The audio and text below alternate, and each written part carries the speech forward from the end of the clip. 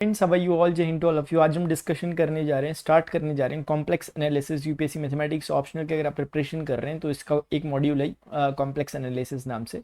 इसके बारे में देख रहे हैं फटाफट से, अगले 2-4 मिनट में देख लेते हैं कि इसमें टॉपिक्स कौन कौन से होंगे हमारे सिलेबस में कॉम्प्लेक्स एनालिसिस के, और कितने मार्क्स का इसमें से आता है। और आज ही हम डायरेक्ट अपना चैप्टर स्टार्ट कर रहे हैं, ठीक है ना।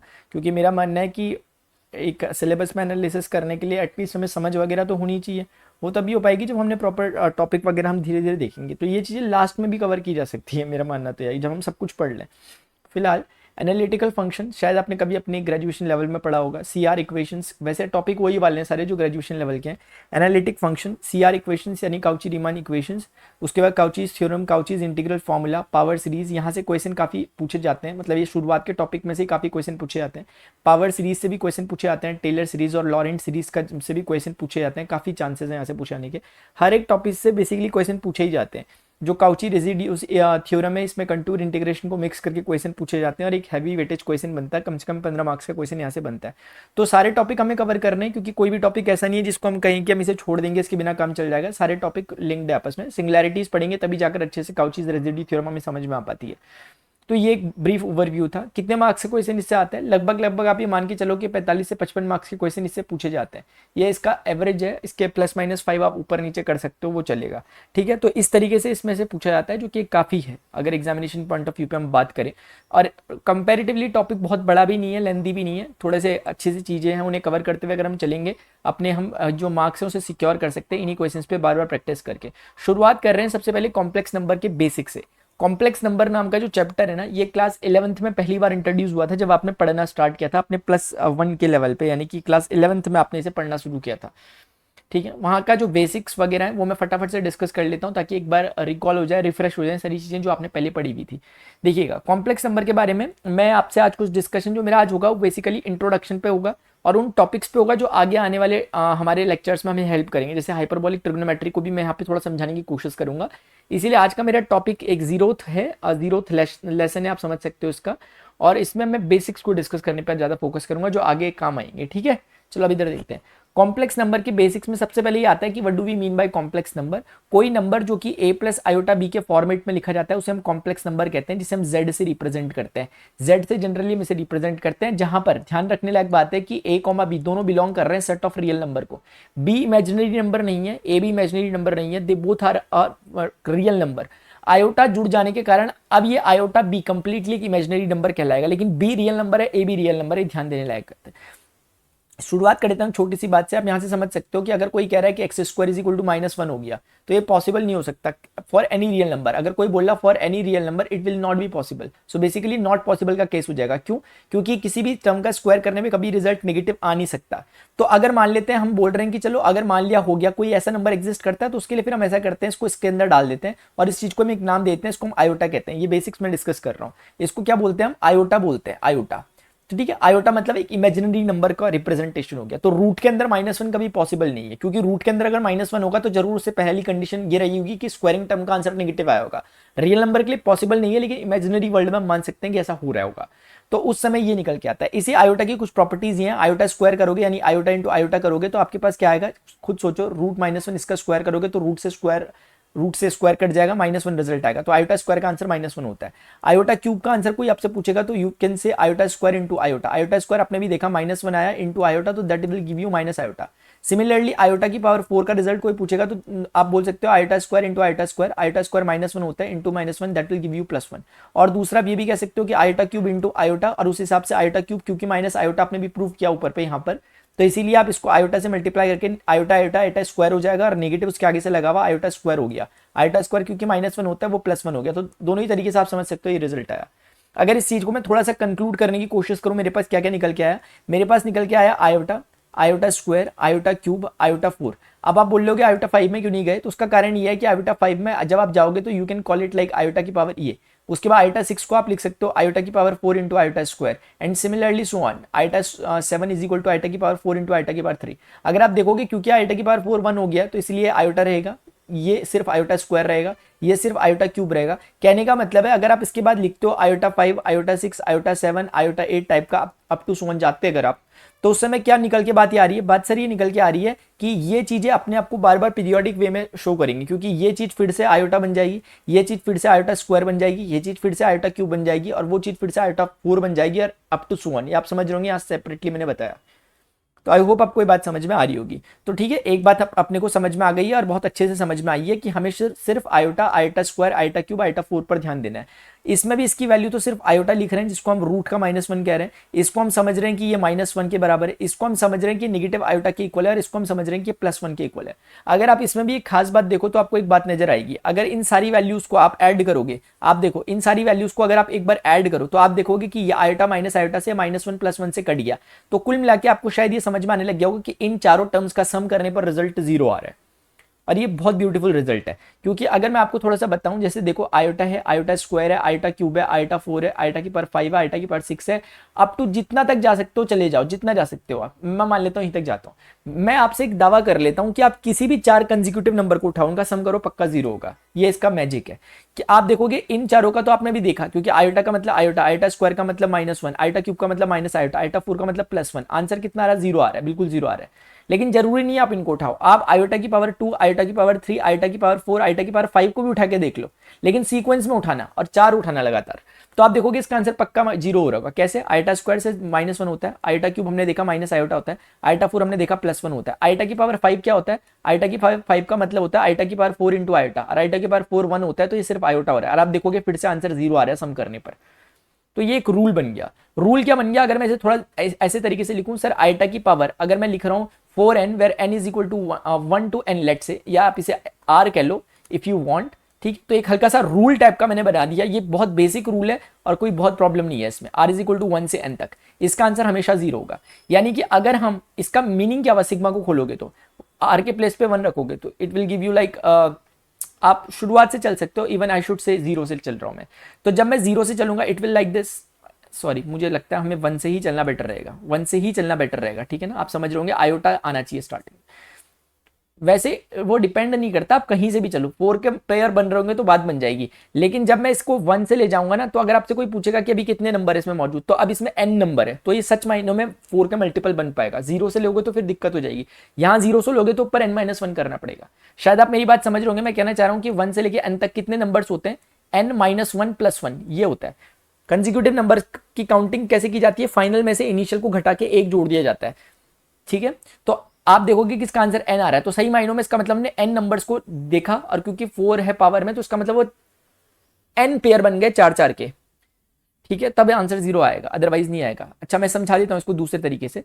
इसका मतलब ये हुआ सिर्फ कि अगर आप इसे खोलोगे, जो चीज ऊपर लिखी हुई है, इसको जब आप ओपन करोगे माय डियर स्टूडेंट्स, तो आपके पास रिजल्ट कुछ इस तरह का आएगा, आयोटा की पावर 4 इंटू 1, आयोटा की पावर 4, आयोटा की पावर, उसके बाद आयोटा की पावर 5 टाइप का आएगा, उसके बाद आयोटा की पावर 6 टाइप का आएगा, उसके बाद ऐसे करके आप चलते रहोगे।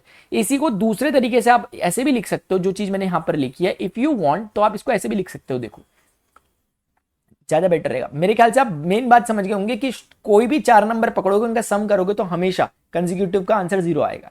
इसको लिखना बेटर, आई थिंक ऐसे ज्यादा बेटर रह सकता है कि अगर हम इसको ऐसा लिख दें, r इज इक्वल टू 1 से लेकर 4n तक, and that will be much better. ये इसका आंसर कितना आएगा? 0 आएगा। इसमें सिर्फ इतना कहा जा रहा है, अब आप इसको इवन आप रहने दो एक बारी के लिए, अगर आप इसमें वैल्यू रखोगे, 1 रखोगे ये आएगा, 2 रखोगे ये आएगा, 3 रखोगे ये आएगा, 4 रखोगे कुछ आएगा, ऐसे ऐसे करके जब तक आप n रखोगे ये आएगा। इसका आंसर 0 आ रहा है, क्यों? क्योंकि इसमें 4n, यानी कि काउंटिंग अगर n मान ले, एक बारी के लिए n की वैल्यू मान ले तो 3 है, तो ये कितना होगा? 12। तो इसका मतलब 4-4 के 3 पेयर बन गए, और 4 का आंसर 0, इन 4 का आंसर 0, इन 4 का आंसर 0, 100% आंसर 0। जैसे एग्जाम्पल, अब मैं ज़्यादा नहीं बोलता हूँ, आप समझ गए, ठीक है ना। अब आप समझ गए हो, इस पर ज़्यादा नहीं बोलते, ठीक है, क्योंकि एक सिंपल सी बात है, इतना ज़्यादा बोल के फायदा नहीं है। तो आई होप आपको समझ में आ गया होगा कि हमने कॉम्प्लेक्स नंबर के बारे में अभी कुछ ज़्यादा नहीं समझा, अभी हमने सिर्फ समझा आयोटा के बारे में, आयोटा की छोटी मोटी प्रॉपर्टीज वगैरह देख ली, आयोटा की पावर 1 2 3 4 क्या क्या होता है हमने समझ लिया। अब हम यहाँ पे मैंने आपको ऑलरेडी बता दिया कि a प्लस आयोटा b का मतलब क्या होता है। अगर हम इसको थोड़ा सा देखें, जब हम पढ़ते हैं तो उसको हम जनरल लैंग्वेज में ऐसे यूज करते हैं, देखो मैं बताता हूँ कैसे यूज करते हैं। ये ना आपके पास जैसे कार्टेशियन प्लेन होता था, एक्स वाई एक्सेस होती थी, यहाँ पे हम उसको रियल एक्सेस और इमेजिनरी एक्सेस कह देते हैं। किसी भी कॉम्प्लेक्स नंबर को रिप्रेजेंट करने का ये तरीका है। यानी कि अगर कोई complex number z is equal to a plus iota b है, ये कॉम्प्लेक्स नंबर है। कॉम्प्लेक्स नंबर किसे कहते हैं? रियल और इमेजिनरी का कॉम्बिनेशन। तो क्या सर ऐसा नहीं हो सकता कि, तो क्या 4 कॉम्प्लेक्स नंबर नहीं है ना? नहीं सर, 4 कॉम्प्लेक्स नंबर है। क्यों? क्योंकि 4 can be written as 4 plus iota 0, so this is a complex number also. क्योंकि 4 रियल नंबर है, 0 रियल नंबर, ए और बी रियल नंबर होने चाहिए। तो ऐसा नहीं है कि हमने आज तक जो पढ़ा कॉम्प्लेक्स नंबर नहीं पढ़े। जितना हम आज तक पीछे पढ़ते आ रहे हैं, बचपन में भी पढ़ते आ रहे थे, अगर हम 7th 8th क्लास में, तो हम कॉम्प्लेक्स नंबर पढ़ रहे थे उस समय भी। लेकिन उनकी खास बात ये हो रही थी कि उनमें इमेजिनरी नंबर 0 हो जा रहा था बार बार। तो ऐसो को हम कहते हैं प्योरली रियल। यानी कि अगर मैं बोलूं कि if b is equal to 0, तो b को हम क्या कहते हैं यहां पर my dear? Imaginary part of z। आप समझ रहे हो? ये हो गया b, तो ये 0 हो गया। दिस इंप्लाइज कि z is equal to purely real number, यानी कि प्योरली रियल कॉम्प्लेक्स नंबर हो गया, प्योरली रियल कॉम्प्लेक्स नंबर हो गया। आप समझ रहे होंगे। Similarly if a is equal to 0 हो गया, तो आपके पास निकल के आएगा z इज इक्वल टू, यानी a इज इक्वल टू 0 का मतलब हुआ real part of z is equal to 0। ये निकल के आया इसका मतलब, समझ रहे हो? तो इसका मतलब क्या हुआ? उस समय आपका सिर्फ आंसर आ रहा है z is equal to iota b, यानी 100% एक इमेजिनरी नंबर आएगा। अभी दिखा देता हूं कैसे क्या क्या मतलब होता है। देखो, जो भी रियल नंबर्स होंगे उन्हें आप नंबर लाइन में यहां पर लिखोगे, जैसे 1 2 3 4 5 6 वट एवर यू वांट, -1 -2 -3, क्योंकि रियल नंबर कोई भी होगा वो यहां आएगा। कोई भी इमेजिनरी नंबर होगा वो इस, जिसको हम वर्टिकल एक्सिस या वाई एक्सिस टाइप का पहले कहते थे, उसमें आएगा। यानी कि इसमें जो भी नंबर होगा, जैसे 1 है, 2 है, 3 है, 4 है, 5 है, या -1 है, -2 है, -3 है, -4 है, -5 है, इसमें बाई डिफॉल्ट आयोटा जोड़ दोगे आप।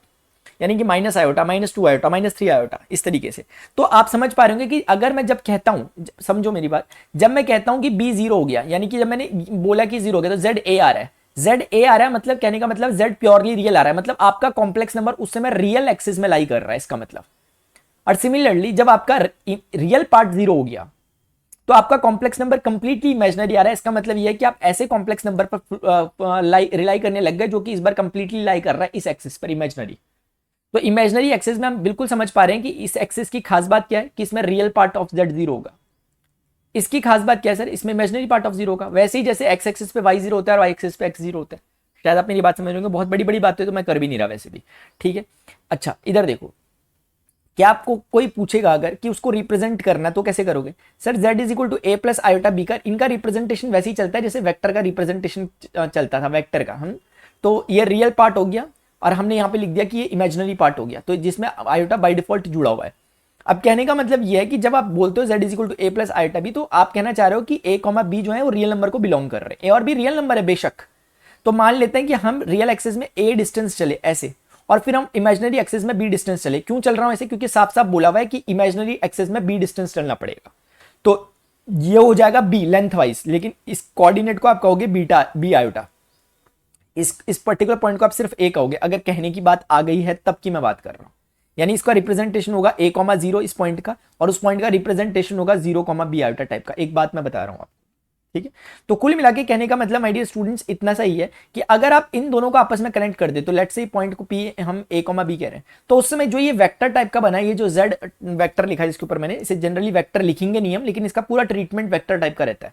तो कुल मिलाकर ये जो व्हाइट कलर का आपको दिखाई दे रहा है, अगर मैं नाम दूं OP, तो OP आपका क्या हो गया? एक तरह से यही आपका कॉम्प्लेक्स नंबर हो गया। अब आपको समझ में आ रहा होगा कॉम्प्लेक्स नंबर मतलब क्या। यहीं से लगे हाथ कुछ बातें निकाल लेते हैं। अगर मैं OP का मैग्नीट्यूड निकालने की कोशिश करूं, वेक्टर नहीं लगा रहा उसके ऊपर, वरना वेक्टर की तरह लिख सकते हो आप, तो मैं यहां पर समझाना चाह रहा हूं कि इस कॉम्प्लेक्स नंबर का मैग्नीट्यूड आप जनरल नॉलेज से समझो, क्या a square plus b square नहीं होगा? क्योंकि ये डिस्टेंस सर a है और वो डिस्टेंस वर्टिकल b है। पाइथागोरस क्या कहती है फिर कि उसका मैग्नीट्यूड कितना? सिर्फ मैग्नीट्यूड की बात कर रहा हूं कॉम्प्लेक्स नंबर के, इट शुड बी दिस। तो इसको जनरली कैसे रिप्रेजेंट करते हैं? मैग्नीट्यूड ऑफ z भी कभी कभी लोग इसे बोल लेते हैं।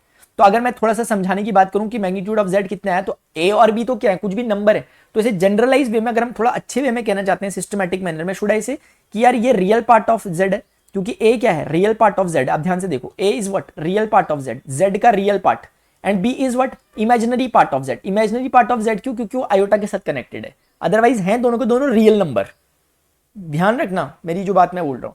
तो ये रियल पार्ट ऑफ z का square plus imaginary part of z का स्क्वायर। तो क्या आप मेरे ख्याल से आप मेरी बातचीत समझ पा रहे होंगे कि इस तरीके से हमने मॉड ऑफ z को एक जनरल तरीके से एक अच्छे सिस्टमैटिक वे में बोला। शायद आप समझ रहे हो। यहीं से एक छोटा सा टर्म आता है, क्योंकि मैं बेसिक्स लेके आया हूं आज आपके साथ, तो इसलिए मैं चाह रहा हूं कि सारे बेसिक्स कवर कर दूं ताकि आपको बार बार इधर उधर जाने की जरूरत ना पड़े। इधर देखो, ठीक है, हमने जो पढ़ना है वो शुरू होगा, चिंता की कोई बात नहीं है, लेकिन आई होप आपको समझ में भी आ रहा होगा। नहीं आएगा प्लीज एक बार नीचे कमेंट सेक्शन में पूछ लेना, ताकि मैं आपको फिर रिकमेंड कर दूं कि आप कैसे करके कहां से क्या क्या पढ़ो। अदरवाइज अभी मुझे जितना लग रहा है मैं सब कुछ आपको बताता हुआ चल रहा हूँ, ध्यान से सुनो। जैसे ये नंबर है जो a, b जिसका ये थे, तो कुल मिला के ये आपका कॉम्प्लेक्स नंबर बना z, तो उस समय ये चीज b हो गई इमेजिनरी पार्ट ऑफ z इसका, और इसका real part of z a हो गया। तो उस समय कुछ सर्टेन एंगल बना रहा है रियल एक्सेस के साथ, लेट अस से दिस इज थीटा। तो उस समय my dear students, if you are finding this tan theta then that will become b by a, और उस समय theta is equal to tan inverse b by a type का कुछ आ रहा है। जरा सुनना मेरी बात, मैं कहना क्या चाह रहा हूं। इस थीटा को कहते हैं आर्ग्यूमेंट ऑफ z। आर्ग्यूमेंट दो चीजें होती है, एक होता है मॉड्यूलस ऑफ z, जो कि मैंने अभी थोड़ी देर पहले आपको बताया, देखने से दिख रहा होगा कि मॉड्यूलस ऑफ z कितना हो गया, a square plus b square, real part का स्क्वायर इमेजिनरी पार्ट का square inside the square root. ये हो गया आपका मैग्नीट्यूड ऑफ z या मॉड्यूलस ऑफ z। जबकि इसे क्या कहते हैं, आर्ग्यूमेंट ऑफ z। शायद आप मेरी बात समझ रहे होंगे, आर्ग्यूमेंट ऑफ z। लेकिन ये सिर्फ एक केस है, इसके 4 पॉसिबल केस है। क्योंकि अब मेरी बात सुनो फटाफट से, मुझे पूरी उम्मीद है आप 100% समझ जाओगे, मुझे पूरी उम्मीद है। देखते हैं आप समझ पा रहे नहीं पा रहे। एग्जाम्पल के लिए इसे 1 1 ले लो, एग्जाम्पल के लिए देखो, देखते हुए चलो, बस मैं बहुत ही इंपॉर्टेंट बात आपसे डिस्कस कर दे रहा हूं मजाक में जाकर, ठीक है, ठीक है ना। इधर देखो, ये देखो, यहां पे एक पॉइंट ले लेते हैं, और इसी तरीके से एक पॉइंट हम ले लेते हैं यहां पर, और इसी तरीके से एक फाइनली एक पॉइंट ले लेते हैं यहां पर। चलो बहुत बढ़िया, सारे के सारे केस हो गए। ये पॉइंट क्या होगा सर, -1 ये पॉइंट क्या होगा, अगर मैं बोलना चाह रहा हूं तो -1 कॉमा माइनस, ओ गॉड, -1 होगा ये, लेकिन ये +1 -1 होगा। ये वाला पॉइंट क्या होगा, -1 +1। आप मेरी बात शायद समझ पा रहे होंगे, अगर मैं इसको आप समझ रहे होंगे, real axes imaginary axes type का मैं इसे मान ले रहा हूं इस तरीके से ना, जनरली जैसा होता ही है, real axes imaginary axes, real axes imaginary axes. 3 अलग अलग क्वाड्रेंट्स पे सॉरी 4 अलग अलग क्वाड्रेंट्स मैंने बनाए, उन पर मैं थोड़ा चर्चा करना चाहता हूं 1 by 1, और बहुत अच्छे से समझ में आएगा। मुझे खुद बताओ कि इस पर्टिकुलर केस में आपका जब आप थीटा निकालने की कोशिश करोगे, क्या आपको नहीं लगता कि ये 1 है, ये 1 है, तो आपका जो थीटा आएगा it must be equal to π/4? क्या आपको लगता है? तो सर इस बार आर्ग्यूमेंट ऑफ z π/4 है, बहुत बढ़िया, ठीक है। ये जो है ना, ये रिप्रेजेंट किसे कर रहा है, ये रिप्रेजेंट कर रहा है sir z is equal to -1 plus iota को, क्योंकि आप समझ पा रहे होंगे ये कॉम्प्लेक्स नंबर को रिप्रेजेंट कर रहा है। कॉम्प्लेक्स नंबर दिखता कैसा होगा सर, ऐसा दिखता होगा वो कॉम्प्लेक्स नंबर। क्या है उसका नाम, -1 प्लस आयोटा। इसका आर्ग्यूमेंट क्या होगा, आर्ग्यूमेंट हमेशा क्या होगा, आप यहां से आओगे, ये आपका आर्ग्यूमेंट है कायदे से। लेकिन आप देखोगे तो आपको पता चल जाएगा आराम से कि ये मैग्नीट्यूड वाइज 1 है, ये भी मैग्नीट्यूड वाइज 1 है, कुल मिला के ये π/4 है। लेकिन ये नहीं चाहिए अपन को, हमें चाहिए ये वाला। तो ये कितना हो जाएगा, theta is equal to pi minus π/4। आप मेरी बात शायद समझ रहे होंगे। तो that is what our result is, यानी अपना इस पर्टिकुलर केस में आर्ग्यूमेंट जो z का बन रहा है इट इज 3/4। शायद आप मेरी बातचीत समझ पा रहे होंगे, समझनी होगी आपको, ठीक है। अभी मैं लास्ट में फाइनली कंक्लूड भी कर दूंगा, लेकिन एक बार पहले कोशिश करो कि समझो आप। इस वाले केस में देखो, ये है, फिर से आपको दिख रहा होगा कि यहां से ये चीज, यहां से अगर मैंने जानबूझ के एग्जांपल ऐसा लिया ताकि हमारे कैलकुलेशन आसान हो, ये 1 होगा मैग्नीट्यूड वाइज, ये भी मैग्नीट्यूड वाइज 1 होगा। ये पर्टिकुलर एंगल आप आराम से निकाल सकते हो कि π/4 होगा, लेकिन ये अपना आर्ग्यूमेंट नहीं है। अपना आर्ग्यूमेंट क्या है, आप बोलोगे कि आर्ग्यूमेंट ये है, लेकिन माय डियर स्टूडेंट्स ये नहीं है। मैं आपको बताऊंगा क्यों नहीं है। हम आर्ग्यूमेंट उससे लेंगे जिससे हमारे पास जाना आसान हो, क्लॉकवाइज एंटी क्लॉकवाइज का चक्कर नहीं है, जहां से पहुंचना आसान हो। ये कंपैरेटिवली जल्दी पहुंचाएगा, अगर आप समझ पा रहे होगे। तो इस बारी में क्या रिजल्ट होगा, पाई माइनस π/4 अगेन, लेकिन आप क्योंकि क्लॉकवाइज डायरेक्शन में आए हो तो आगे पे नेगेटिव लगाना पड़ेगा। So this time your result will be -3π/4। तो +3π/4 और -3π/4 फर्क समझ लो। +3π/4 आपको सेकंड में, जबकि -3π/4 आपको थर्ड क्वाड्रेंट में पहुंचाएगा। लास्ट वाले केस में आपको खुद समझना होगा कि क्या हो सकता है। देखो ये तो ऑब्वियसली π/4 हो गया, तो या तो आप डायरेक्टली कह दो कि मेरा आर्ग्यूमेंट कितना हो गया, माइनस का π/4, क्योंकि आप क्लॉकवाइज डायरेक्शन में आए हो। और आप ऐसे घूम के नहीं आ सकते क्योंकि लॉन्गेस्ट मेथड है। तो कुल मिला के हमारे पास एक ही तरीका बचा कि -π/4 इसका आर्ग्यूमेंट हो गया। शायद आपको मेरी बातचीत थोड़ी बहुत समझ में आई होगी। अगर आपको मेरी बातचीत समझ में आई है ना, अब ऐसा तो बोलूंगा नहीं वीडियो को लाइक करो, ऐसा नहीं बोलता मैं, ठीक है। तो अब मैं आपको बताता हूं अब क्या करेंगे। देखो अब मैं आगे की बात बताता हूं, सुनो मेरी बात, अपनी प्रैक्टिस हो जाएगी अच्छे से, देखना इधर। तो कुल मिला के समझ में आ गया। अच्छा आपके मन में सवाल आ रहा होगा ऐसा क्यों सर, हमने ना आर्ग्यूमेंट ऑफ z को डिफाइन करा है कि ये हमेशा जब भी होगा 180 से छोटा होगा और 180 के -180 और 180 के बीच में लाई करेगा। ये हमने मान के चला हुआ अपने हिसाब से, ठीक है। इस तरीके से हमने इसका हिसाब किताब लगा रखा कि -180 से +180 के बीच में लाई करता है। क्योंकि अब आप समझ रहे होंगे, जब मुझे ये वाले पर्टिकुलर आर्ग्यूमेंट को निकालना था तो मैं यहां से क्यों घूम गया, क्योंकि अगर मैं यहां से घूम के इसको बोलता तो ये 180 से एक्सीड कर जाता, 180 से ज्यादा नहीं चाहिए। और सिमिलरली जब मैं इस वाले पे गेम खेल रहा हूं तो मैं यहां से क्यों नहीं आ रहा, क्योंकि -180 से कम हो जाता। क्योंकि इस तरफ जा रहे हो तो आप एंगल घट रहे हैं, आपके नेगेटिव डायरेक्शन में जा रहे हो, ये -180 है तो और ऊपर जाओगे -180 से और कम। शायद आप मेरी बात समझ गए, ठीक है, आप मेरी बात समझ गए, बहुत बढ़िया, बहुत सुंदर। ठीक है, तो कुल मिला के अभी मैंने आपको बहुत छोटी छोटी कुछ बातें बताई है, मैंने थोड़ा बहुत आर्ग्यूमेंट, ये चीजें सिर्फ मैंने आज रिवाइज कराई है, आपको कुछ नया नहीं बताया मैंने, ठीक है, कुछ भी नया नहीं बताया, लिटरली नया नहीं बताया। स्टिल अगर आपको प्रॉब्लम हो प्लीज मुझे जरूर बता देना कमेंट सेक्शन में, क्योंकि अभी मैं वो फील के साथ पढ़ाई नहीं रहा आपको कि आप यूपीएससी की प्रिपरेशन वाले, अभी तो मैं कर रहा हूँ कि आपके सिर्फ बेसिक कवर हो जा रहे हैं, जिसके हैं ऑलरेडी ठीक है, अच्छी बात है, जिसके नहीं है वो देख लेंगे, ठीक है। अब सुनिए मेरी बात, तो कहने का मतलब ये हुआ कि इसी चीज को ना पोलर कोऑर्डिनेट में भी इसको लिखा जा सकता है, इसका पोलर वे भी है, क्योंकि ये सारी चीजें आगे काम आनी है, इसलिए मैं अभी से डिस्कस कर देता हूं। इसका मतलब ये होता है डियर स्टूडेंट, थोड़ा ध्यान से सुनना, अगर आपने कह दिया कि कार्टेशियन और पोलर को आपस में कन्वर्ट दिखाना चाह रहे हो आप, जैसे मैं क्या कहना चाहता हूं, इधर देखो, जैसे ये एक्स एक्सेस या रियल एक्सेस जिसे हम कहते हैं, और ये वाली अपनी जो इमेजिनरी एक्सेस होती है, मान लेते कोई पॉइंट पी है, इसको रिप्रेजेंट करना है तो एक्स कॉमा वाई से हम रिप्रेजेंट कर सकते हैं। अगर ये हम इसे आर्गन प्लेन कहते हैं, जैसे एक्स वाई प्लेन को कोऑर्डिनेट प्लेन या एक्स वाई प्लेन कहते हैं, वैसे इसे आर्गन प्लेन कहते हैं। इस आर्गन प्लेन में ये जो अपना कॉम्प्लेक्स नंबर बना हुआ है, इस कॉम्प्लेक्स नंबर का नाम z होगा, तो ऑब्वियसली इस z की वैल्यू कोई पूछेगा तो यू मस्ट से कि z is equal to x plus iota y हो गया, इसके अलावा कुछ नहीं हो सकता, क्योंकि x रियल एक्सिस में है, y वर्टिकल एक्सिस में। गॉट इट, ठीक है सर, हम करने क्या जा रहे हैं मैं आपको बताता हूं। इसी चीज को रिप्रेजेंट, अगर आपको पॉइंट पी पे पहुंचना है, तरीका क्या है सर, आप ओरिजिन से ना x डिस्टेंस चलो रियल एक्सिस में और y डिस्टेंस चलो वर्टिकल एक्सिस में, पहुंच जाओगे, यही तरीका है। लेकिन एक दूसरा तरीका भी है, दूसरा तरीका यह है कि सर अब आप अपने को सबसे पहले रियल एक्सिस से कुछ थीटा एंगल पे घुमाओ, अपने आप को घुमा दिया, और अब एक आर डिस्टेंस चल जाओ, यानी कि आर मतलब अगर मान लेते हैं कि इसका डिस्टेंस आर हो गया, तो इस कॉम्प्लेक्स नंबर का अगर डिस्टेंस आर है, तो डिस्टेंस समझाने के लिए मुझे ऐसा कुछ लगाना पड़ेगा। तो आप खुद सोचो कि आपसे कोई कह रहा है कि आप ना 30 डिग्री घूमो और एकदम 3 मीटर चलो, तो आप एग्जैक्टली किसी पर्टिकुलर पॉइंट पहुंचोगे, तो ये भी एक तरीका हो सकता है किसी लोकेशन को बताने का, इसे कहते हैं पोलर कोऑर्डिनेट्स। तो इसमें भी दो चीजों की जरूरत पड़ी है, दो पैरामीटर्स की जरूरत पड़ी है, एक है आर, एक है थीटा। यहीं से हम गेम खेल रहे हैं, आर और थीटा के बीच में रिलेशन देख रहे हैं। देखो मेरी बात ध्यान से सुनते हुए चलना, मेरी बात बहुत ध्यान से सुनेंगे सबके सब जितने यहाँ बैठे हुए हैं। देखो ये आपको नजर आ रहा होगा, जो ये है आपका बेसिकली कॉम्प्लेक्स नंबर, और इस कॉम्प्लेक्स नंबर का जब मैं मैग्नीट्यूड निकालता हूं या मैं ओपी का जब मैं ऐसे कहता हूं, तो मेरा ये निकलेगा answer x square plus Y square. मैं इसको इतना लंबा ना कहकर सिर्फ अभी थोड़ी देर के लिए आर कह लेता हूं, वैसे तो हम ऑलरेडी निकाल चुके हैं, रिलेशन खत्म हो गया। चलो अगर मान लेते हैं आप नहीं जानते एक बारी के लिए, वैसे तो आप समझ गए हो कैसे निकला, यही असल में मुझे निकालना है, मैंने इसे आर का एक बारी के लिए, तो आप खुद समझ सकते हो ये डिस्टेंस वाई है, ये डिस्टेंस एक्स है, तो आर स्क्वायर कितने के इक्वल होगा, x square plus Y square, इसमें कोई दो राय ही नहीं है, तो इसलिए सीधे डायरेक्ट सॉल्व हो गया। और रही बात इसमें टेन थीटा की, तो आप निकाल सकते हो वाई बाई एक्स हो गया। कुल मिला के जो बात मैं आपको ऑलरेडी बता चुका था वही बातें यहाँ पर रिपीट हुई हैं, क्योंकि आर का मतलब है मॉड्यूलस ऑफ जेड का square is equal to x square plus Y square, और सिमिलरली आपके पास जो टेन थीटा है, इसको आप दूसरे शब्दों में कह सकते हो कि जो आपका ये कॉम्प्लेक्स नंबर है जेड है, जो उसका argument of Z is equal to आपका tan inverse Y by X आ गया। आप समझ पा रहे होगे शायद, लेकिन इसको करना कैसे वो ऐसे करा जाएगा। देखो अगर आप इसे समझो, इसमें और इसमें रिलेशन लगाओ, क्योंकि ये चीज अभी आर की तरह अगर हम ट्रीट कर रहे हैं, सिर्फ अगर हम उसके मैग्नीट्यूड को यहां पर लिख रहे हैं, तो उस समय आप समझोगे कि एक्स और आर के बीच में जो रिश्ता है वो ये है, x upon r is equal to cos theta base upon hypotenuse. Similarly y upon r is equal to sine theta perpendicular upon hypotenuse. तो इस हिसाब से एक्स इज इक्वल टू कितना हो रहा है, r cos theta, y is equal to कितना हो रहा है, आर साइन थीटा। तो शायद आप समझ पा रहे होंगे कि यहां पे जो एक्स वाई लिखे हैं, इन्हीं को दूसरे शब्दों में लिखा जा सकता है r cos theta r sine theta, r और थीटा की फॉर्मेट में, ठीक है। यही से आप समझ सकते हो कि अगर आप इसे इक्वेशन 1 बोल लो, इक्वेशन 2 बोल लो, दोनों का स्क्वायर करो और ऐड कर लो, तो इधर X square plus Y square, उधर R square cos square theta, R square sine square theta, R square common, cos square plus sine square 1 हो जाएगा। तो कुल मिला के यही रिजल्ट बनेगा। शायद आप मेरी बातचीत समझ पा रहे होंगे, कुछ भी नहीं कह रहा मैं एक्स्ट्रा, कुछ भी नहीं कह रहा, लिटरली कुछ भी नहीं कह रहा, मैं बस चीजें आपको एक रिफ्रेश कराते हुए चल रहा हूँ कि यार यही हमने पढ़ा। तो शायद इतना इनफ है कॉम्प्लेक्स नंबर का, ये जो बेसिक इंट्रोडक्शन था।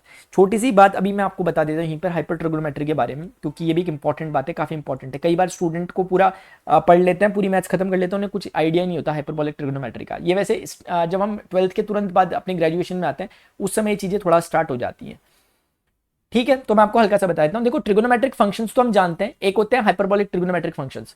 ट्रिगोनोमेट्रिक फंक्शन का मतलब ये कि जिसको हम सर्किल में खेलते थे। अगर आप कभी क्लास 11th की अगर मैथमेटिक्स की बुक उठाओगे क्लास, तो आपको सर्किल्स बने हुए दिखेंगे, उसमें कुछ समझाया जाता है। आपने शायद वो कभी पढ़ा होगा, क्वाड्रेंट होते हैं, यहाँ साइन कॉसेक होते हैं, यहाँ टेन कॉट होते हैं, यहाँ सेक कॉस होते हैं, वो सब कुछ हम सर्किल में ही गेम खेलते थे, इसीलिए ये होता था। तो सर्किल में हमें मेन जो इक्वेशन की जरूरत पड़ती है, एक ऐसे सर्किल पर हम बातचीत करते हैं उस समय जो कि एक यूनिट रेडियस का हो, तो ऑब्वियसली उस सर्किल की इक्वेशन ये होगी। अब जब हम हाइपरबोलिक ट्रिग्नोमेट्री की बात करते हैं, तो हम सर्किल पे नहीं हाइपरबोला पे बात करते हैं, और आप समझ रहे होंगे हाइपरबोला की इक्वेशन है, क्योंकि x square by 1 minus y square by 1 equal to 1, एक ऐसा हाइपरबोला जिसकी जो साइड लेंथ है वो 1 1 है। आप समझ पा रहे होंगे शायद मेरी बात। तो फर्क इतना ही है कि जब ट्रिग्नोमेट्री पढ़ते हैं तो सिर्फ हम सर्किल में बात करते हैं, हाइपरबोलिक ट्रिग्नोमेट्री में हम हाइपरबोला में बात करते हैं। हाइपरबोला इस तरह की शक्ल का दिखता है, आपको सब दिख रहा होगा। अब आपके मन में बहुत सारे सवाल होंगे, क्या है कैसे है, वो सब मैं शांत करूंगा, चिंता मत करो, क्योंकि जो अपने लिए अप्लाइड पार्ट होगा वो मैं आपके साथ डिस्कस कर रहा हूं। देखो ये मैं अभी बताता हूं आपको प्रॉपर्टीज वगैरह क्या, उससे पहले थोड़ा सा फीलिंग ले लेते हैं जरा कि मतलब क्या होता है। देखो माय डियर, जब भी हम लिखते हैं साइन हाइपरबोलिक एक्स तो उसको लिखने का तरीका होता है साइन एच एक्स, ऐसे करके आपके कैलकुलेटर वगैरह में भी आपको सिंबल मिल जाएगा, साइन एक्स का होगा, एक साइन एच एक्स का होगा, ऐसे टाइप में।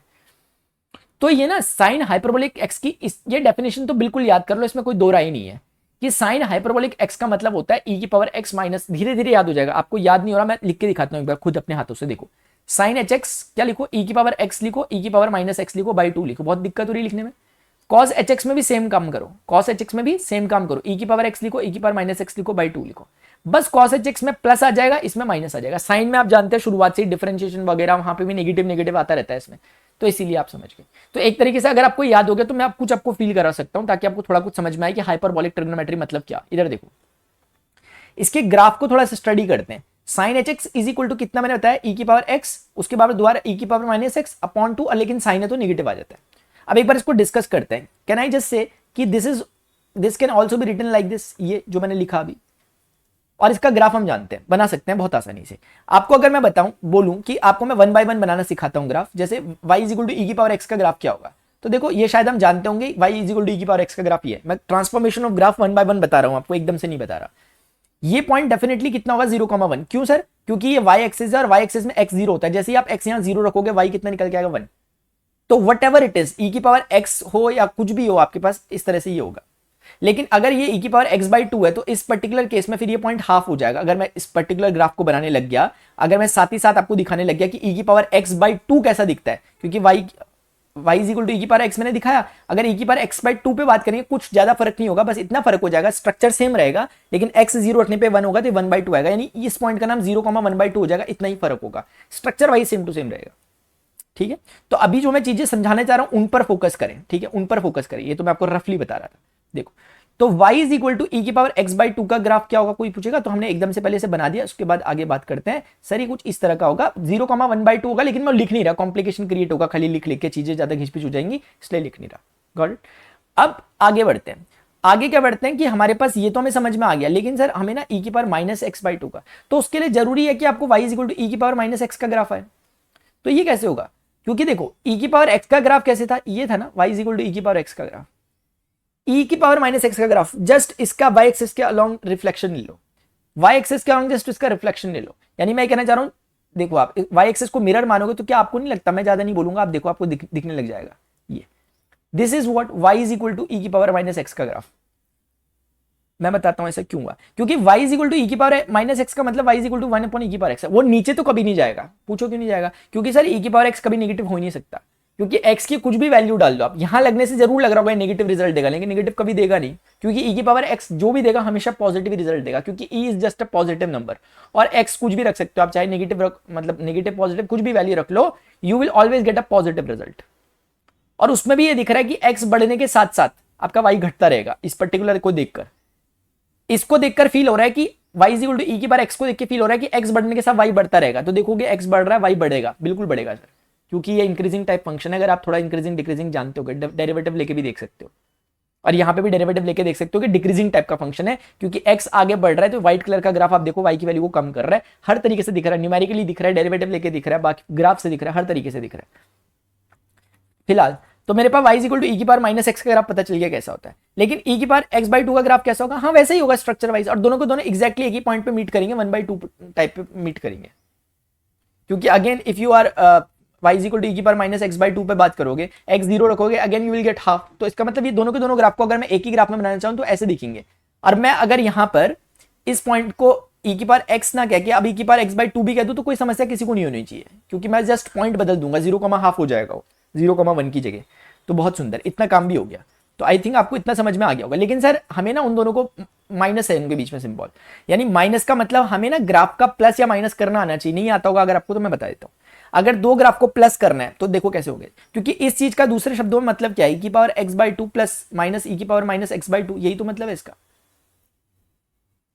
तो इसका मतलब क्या हो गया डियर स्टूडेंट्स, कि अगर हम इस चीज को इसका ग्राफ बना पाए नेगेटिव का तो कुछ अच्छा हो पाएगा। तो हम बनाते हैं। अब जो ये व्हाइट कलर का ग्राफ है, अगर मुझे इसका पूरे का होल का नेगेटिव लेना है, एक्सेस के बहुत तुरंत रिफ्लेक्शन ले लो, जैसे आप करते हो ना कि y equal to x square है, तो y equal to minus x square कैसा होता है, तुरंत से उसका रिफ्लेक्शन ले लो एक्स एक्सिस के अबाउट। तो सिमिलरली अभी मैं सेम टू सेम काम करूंगा, सेम टू सेम, कुछ भी अलग नहीं करूंगा। देखो जरा, मुझे इस व्हाइट कलर का जो ग्राफ नजर आ रहा है उसका रिफ्लेक्शन चाहिए। क्यों चाहिए सर? क्योंकि मुझे उसका होल नेगेटिव चाहिए। आप अगर ऑब्जर्व कर पा रहे हो, मुझे इसका होल नेगेटिव चाहिए, ये नेगेटिव।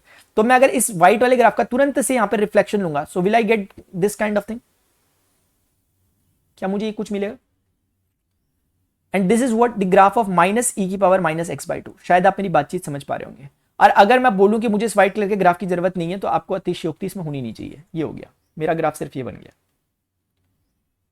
ये बना y इक्वल टू ई की पावर एक्स बाई टू का, ये बना y इक्वल टू ई की पावर इसका। लेकिन हमें तो चाहिए इन दोनों का सम, यानी कि मुझे तो क्या चाहिए, ई की power X by two plus minus E की power minus X by two, यानी कि इन दो ग्राफ्स का सम चाहिए। तो सम में क्या है, बहुत सिंपल सा रूल है। आप इधर देखो, बहुत सिंपल सा रूल है। देखो जैसे एक लाइन ये है, एक लाइन ये है, समझना। मान लेते हैं इस लाइन का नाम y इक्वल टू एक्स है, मान लेते हैं इस लाइन का नाम y इक्वल टू 2x है। तो sir y equal to 3x कैसी दिखती होगी? क्योंकि y इक्वल टू 3x मतलब क्या, y equal to 2x plus x, यानी आपने एक कर्व को दूसरे कर्व को जोड़ दिया। ये तो मतलब हो रहा है इसका कि अगर आपसे कोई कह रहा है कि y equal to 2x plus x कैसा दिखेगा, तो इनडायरेक्टली वो कहना चाह रहा है कि y इक्वल टू 3x कैसा दिखेगा। तो सिंपल सा रूल क्या कहता है कि आप देखो, जैसे जैसे आप इस x की वैल्यू पे बात कर रहे हो, तो कुछ एक सर्टेन वैल्यू मिल रही है y की, और उसमें कुछ एक सर्टेन वैल्यू और मिल रही है। समझ पा रहे हो मेरी बात? कुछ इतनी वैल्यू मिली, जैसे मान लेते हैं एक मिला, क्योंकि ऑब्वियसली एक ही मिलेगा। अगर मैं एक रख रहा हूं तो सच में एक ही मिलेगा यहाँ पर, क्योंकि y इक्वल टू एक्स है तो एक ही मिलेगा। लेकिन उसके लिए वो कितना डिस्टेंस मिल जाएगा, 2 डिस्टेंस। तो एक में 2 जोड़ोगे तो सर हम 3 पे जाना पड़ेगा। आप मेरी बात अगर पता नहीं समझ पा रहे हो नहीं पा रहे हो, बिल्कुल समझोगे। 1 है, ये 2 है। तो इस वाले कर्व ने बोला मेरी वैल्यू x के लिए y 1 होगी, क्योंकि x इज इक्वल टू 1 के लिए। उसने कहा मेरे लिए 2 होगी, तो 1 प्लस 2, क्योंकि हमें कर्व को जोड़ना है तो हमें 3 पर, यानी कि जो तीसरा कर्व होगा वो यहां का ही अपनी वैल्यू देगा। सिमिलरली हम हर एक पे काम करते रहेंगे, तो आपको दिख रहा होगा ऑब्वियसली हमारा ग्राफ जुड़ रहा है, क्योंकि कुछ और कुछ जुड़ रहा है, तो ऑब्वियसली सबसे बड़ा ग्राफ से ऊपर ही जाएंगे हम। यानी ऑब्वियसली इतना तो तय है कि ये वाला जो वैल्यू दे रहा है उससे ऊपर ही होंगे। अब जहां भी होंगे, जैसे भी होंगे, वो आप समझ रहे हैं। शायद आप मेरी बात समझोगे मैं कहना क्या चाह रहा हूं। मतलब हम ये प्रेडिक्ट कर पा रहे हैं कि हमारी ओवरऑल वैल्यू घट रही है बढ़ रही है, एटलीस्ट इतना तो प्रेडिक्ट हो पा रहा है। और उसमें भी ये प्रेडिक्ट हो पा रहा है कि जो सबसे बड़ी है, यानी 2 कर्व में जो सबसे बड़ा कर्व है उससे भी बड़ा रिजल्ट आ रहा है हमारा। तो उस हिसाब से हम अपना ग्राफ बना पाएंगे y इक्वल टू 3x का। इसी तरीके से एडिशन करते हैं, और वही एडिशन अगर मैं आपको यहां पर दिखाऊं तो शायद आपको एग्री करना चाहिए, क्योंकि देखो इसके बिना बताए भी कॉम्प्लेक्स एनालिसिस हो सकता है जो मैं बता रहा हूं, लेकिन ये कैलकुलस का पार्ट है और चीजों को होलिस्टिक वे में पढ़ना ज्यादा बेटर रहता है जब हम चीजों को रिलेट कर रहे हैं, क्योंकि यहाँ ये यूज होगा। अब हाइपरबोलिक एक्स आएगा, आपको अजीब सा फील हो जाएगा, क्योंकि आपका कोई उससे ताल्लुकात होंगे नहीं, इसीलिए वो बनाना जरूरी है। इसलिए मैं यहाँ पर डिस्कशन कर रहा हूं। देखो इधर आप खुद सोचिए प्लीज ध्यान से, ये जितनी वैल्यू ऊपर है ना उतनी ही एग्जैक्टली वैल्यू नीचे होगी। मैं ऐसा क्यों बोल रहा हूं, आप खुद सोचो यहां पर, क्योंकि ये x इक्वल टू 0 का पॉइंट है। आप प्लीज डियर स्टूडेंट्स खुद सोचिएगा, ये वाला ग्राफ और ये वाले ग्राफ, दोनों के दोनों ग्राफ, जो ये वाला दिख रहा है वो ऊपर है, और ये वाला ग्राफ मैंने नीचे बना रखा डाउन में, जो ग्रीन कलर का। आप खुद सोचो, x इक्वल टू 0 रखने पे इसका आंसर हाफ आएगा। उसका आंसर कितना आएगा सर? x इक्वल टू 0 रखने पे माइनस हाफ आएगा। यानी वो कह रहा कि x इक्वल टू 0 पे इसका पॉइंट ये आता है, और वो कह रहा मेरा पॉइंट 0,हाफ आता है। तो कुल मिला के दोनों ऊपर नीचे सेम डिस्टेंस पे है ना। तो इसका मतलब ये समझ में आ रहा है कि अगर हम इन दोनों कर्व को जोड़ते हैं तो एट x इक्वल टू 0 पर जो हमें पर्टिकुलर पॉइंट मिलेगा उन दोनों के कर्व का, अभी मैं ना इसकी अभी मैं कंबाइनली इसकी बात कर रहा हूं, तो उसका पॉइंट मुझे 100% एक तो यहीं पे मिलेगा। मैं रफली बता रहा हूं आपको, मेरी बात सुनना, लेकिन ये तो बहुत फेयर है जो मैंने बनाया अभी। अब बाकी बातें रफ हो सकती है, क्योंकि नीचे आपको दिख रहा होगा ये ज्यादा नीचे की तरफ बढ़ रही है वैल्यू, और उसकी वैल्यू यहां की तरफ घट रही है। यानी मैं कहना चाह रहा हूं कि अपवर्ड अलग, ये हम परे हो गए। अब हम कॉम्प्लेक्स एनालिसिस यूपीएससी सबसे परे हो गए, मैथ्स पढ़ रहे हैं अभी सिर्फ। सुनो आप मेरी बात, मैं ये कहना चाह रहा कि जब हम नेगेटिव एक्सेस की तरफ आ रहे हैं तो आप देख रहे हो कि ऊपर वाला कर्व जो हो रहा है अपनी वैल्यू को कम कम कर रहा है, यानी इसके करस्पॉन्डिंग हमें वाई कम कम मिलता रहेगा, लेकिन नीचे वाले के ज्यादा मिलता है, यानी नीचे वाला डोमिनेट कर रहा है। क्योंकि जब हम जोड़ेंगे दोनों को तो बेसिकली नीचे वाला नेगेटिव काम कर रहा है कम करने का, ऊपर वाला जोड़ने का काम कर रहा है, लेकिन दोनों में डोमिनेटिंग कौन है? नीचे वाला, क्योंकि नीचे की वैल्यू ज्यादा है। अगर नीचे -10 है तो ऊपर +1 है, तो नेट रिजल्ट -9 आएगा, जो कि नीचे की डायरेक्शन में आएगा। इसका मतलब मैं कहना चाहता हूं कि ओरिजिन के लेफ्ट हैंड साइड में देख के इतना समझ में आ रहा है कि इन दो कर्व्स का रिजल्ट डोमिनेट करेगा नीचे वाले ग्राफ की तरफ। यानी मैं कुल मिलाकर इतना कहना चाह रहा हूं कि हमारा ग्राफ कुछ ऐसा करके होगा, यानी नीचे की तरफ होगा, ऊपर की तरफ नहीं होगा। सिमिलरली ऊपर, अब आगे देखो, ओरिजिन के जब आप आगे जाओगे तो क्या हो रहा है सर? ओरिजिन के आगे जाने पे ना नीचे वाला पार्ट जो है, नीचे वाला ग्राफ जो है, वो y की वैल्यू कम कम कर रहा है, यानी निगेटिव पार्ट कमजोर होता रह रहा है और पॉजिटिव पार्ट बढ़ता रह रहा है। ऊपर वाले को देखो, तो यानी ऊपर +10 नीचे -2, तो नेट रिजल्ट +8, यानी ऊपर की तरफ। यानी आप मेरी बात शायद समझ पा रहे होंगे, इस बारी में डोमिनेट ही कर रहा है इस टाइप का। ये जो रेड कलर का आपको दिखाई दे रहा है ना, this is completely the curve of this sin hx। Hello, ये है मैथ्स। जब लेक्चर लेने आया था मूड बहुत अच्छा नहीं था, अभी हो गया। ये है स्ट्रेंथ मैथ्स की, ठीक है ना। तो मेरी बात कोई समझ पा रहा है? ये जो रेड कलर का ग्राफ दिख रहा है, ये कंबाइनली sin hx को रिप्रेजेंट कर रहा है। वो ऊपर नीचे के ग्राफ तो अलग अलग को रिप्रेजेंट करते हैं, कंबाइनली sin hx जो था वो ये है जो आपको दिख रहा होगा। और आपको दिख रहा होगा ये हाइपरबोला, हम क्यों इसे हाइपरबॉलिक कह रहे हैं, आपको दिख रहा है कुछ हाइपरबॉलिक टाइप का? बस यही है। अब कल को कोई बोले sin hx का ग्राफ ऐसा क्यों होता है, मना तो नहीं करोगे? समझ में आ गया? बहुत क्लैरिटी है यार, हटाओ आप, समझना तो दूर की बात हो गई। अब सिमिलरली ना cos hx का ग्राफ होगा, वो कैसा होता है, e की पावर x प्लस होता है e की power -x divided by 2 and it can be written as e की पावर x। वैसे मैं नहीं चाहता कि ये मुझे मैं ही लूटूं इसके वाले, ये मैं चाहता हूं कि आप लूट लो, तो इसलिए आप इसको खुद बनाओ। लेकिन हो सकता है आपको बाद में प्रॉब्लम ना हो जाए, इसलिए मैं एक बार बना के फटाफट से दिखाता हूं, रफली दिखा रहा हूं ताकि आपको हिंट मिले सिर्फ। y is equal to e की पावर x/2 कैसा होगा, ऑब्वियसली ऐसा होगा सर। अच्छा, y is equal to e की पावर -x, सर e की पावर -x तो जस्ट ऐसा होगा, जस्ट ऐसा होगा ना, क्योंकि y is equal to e की पावर -x का मतलब क्या है, y is equal to 1/e की पावर x, यानी पॉजिटिव ही रहेगा, लेकिन जस्ट अपना y एक्सिस के अबाउट वो हो जाएगा सिमेट्रिक, ये ऐसा होगा। तो basically dear students, point accordingly 0,1/2 होगा, उसकी जरूरत नहीं। और इस बार कोई नेगेटिव नहीं करना, इसलिए हमें नीचे जाने की जरूरत नहीं। इस बार हमारा ग्राफ इतना ही रहेगा, यानी यही रहेगा अपना ग्राफ। यानी कि अगर इस बारे में आपसे कोई पूछे तो यू कैन इजीली से कि this is y is equal to e की पावर -x/2 होल अपॉन में 2 है, और y is equal to e की पावर x/2 है। लेकिन हमें ये नहीं चाहिए, cos hx इन दोनों का सम है। अब आप क्या खुद समझ सकते हो दिमाग वगैरह लगा के कि जब मैं ये येलो कलर के ग्राफ में कुछ हाइट है, इसकी भी सर्टेन, जैसे मैं यहां से यहां तक गया कुछ सर्टेन हाइट मिली, यहीं से मैं ऊपर ब्लू तक गया कुछ सर्टेन हाइट मिली, यानी यहां 2 मिली वहां 10 मिली, तो 10 2 12, यानी ओवरऑल कहीं हम ऊपर पहुंच जाएंगे। सिमिलरली हम ऊपर पहुंच जाएंगे, ऊपर पहुंच जाएंगे। इस पर्टिकुलर पॉइंट पर x इज इक्वल टू 0 पर हम एग्जैक्टली इसी पॉइंट पर पहुंचेंगे। आपको समझ में आनी चाहिए मेरी बात, आपको मेरी बात, क्योंकि x इज इक्वल टू 0 के पॉइंट पर जितनी वैल्यू इसने दी है इस ब्लू कलर के ग्राफ ने, उतनी वैल्यू वाई कलर येलो वाले ने वाई की वैल्यू दी है, दोनों ऐड होंगे, ऑब्वियसली ऊपर जाएंगे, वहां पे नहीं बैठेंगे, ऊपर जाएंगे, ऊपर होगा, ऊपर ट्रांसफॉर्म हो जाएंगे। अगर मैं एकदम से बनाकर दिखा दूं ना, तो अब मैं देखना चाहता हूं कि आप लोग क्या बोलते हो, कि आपको समझ में आता है कि नहीं आता, मैं देखना चाहता हूं।